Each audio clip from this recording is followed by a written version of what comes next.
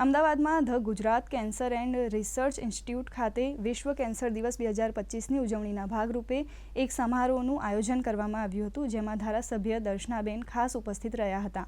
આ કાર્યક્રમમાં કેન્સર સામે જંગ જીતીને સ્વસ્થ થયેલા દર્દીઓનું સન્માન કરવામાં આવ્યું હતું। તો કેન્સરનું વહેલાસર સ્ક્રીનિંગ, નિદાન અને સારવાર કરવા માટે કેન્સર ઇન્સ્ટિટ્યૂટના નિયામક શશાંક પંડ્યાએ અપીલ કરી હતી।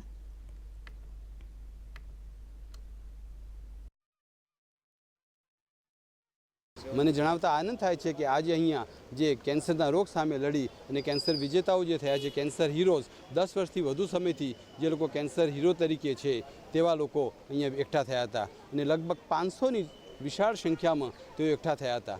તેમના દ્વારા એક મેસેજ આપવામાં આવ્યો કે કેન્સરનું નામ સાંભળતા કે કેન્સરનું નિદાન થાય તો ડરવાની જરૂર નથી, 100% આપણે કેન્સરને મટાડી શકીએ છીએ। જ્યારે કોઈ પણ દર્દીને કેન્સરનું નિદાન થાય છે ત્યારે દર્દીને તેના કુટુંબીજનો સાથ સહકાર જરૂર હોય છે અને હોસ્પિટલ સ્ટાફ, સત્તાવાળાઓ તથા સમાજનો જો સાથ સહકાર મળી રહે તો 100% દર્દીને કેન્સર મુક્ત કરી શકાય છે।